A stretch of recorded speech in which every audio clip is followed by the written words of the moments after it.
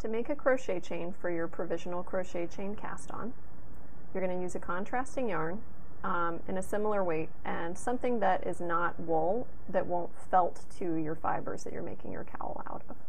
First thing you're going to do is make a slip knot in the yarn, leaving just a little bit of a tail. You don't need to weave it in later. So you're going to make a loop, and then you reach through that loop and pull up another loop. That's a slip knot, and then you adjust it to the size you want.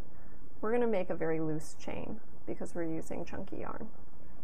So to make a crochet chain, I usually wind the yarn around my fingers to keep tension in my left hand. Grab the knot from your slip knot with your thumb and your middle finger, and then reach through with your crochet hook away from you. And I swivel it a little bit to pick up the working yarn and pull a loop through. And then depending on how much you moderate your tension, that's going to determine how loose the chain is. And then I usually move my fingers up, pull another loop, and that's one chain.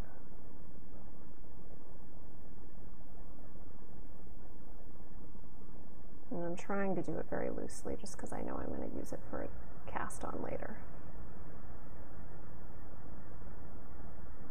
And for this pattern, you're going to chain about 45. So we're now going to pull up stitches through our crochet chain to make the provisional cast on. So to be able to know where we're going to pull the stitches from, you need to understand the structure of a crochet chain. It's kind of shaped like a bird. So you've got these two pieces up here forming the top loop. Those are like wings. And this little part down here is like the belly of the bird. So the back loop is the wing that's further away from you, like that. So you just lift it up.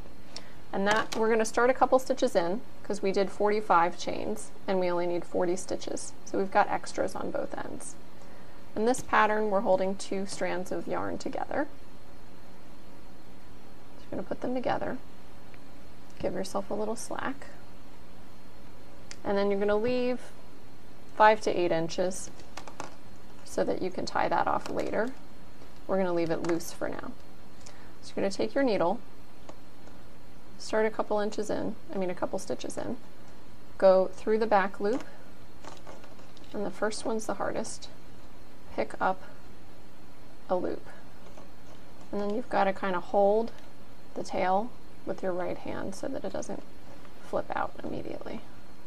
So I put a little bit of tension on it with my left hand.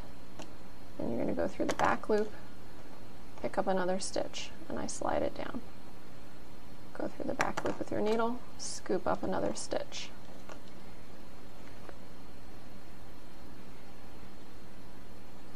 Through the back loop and pick up a stitch.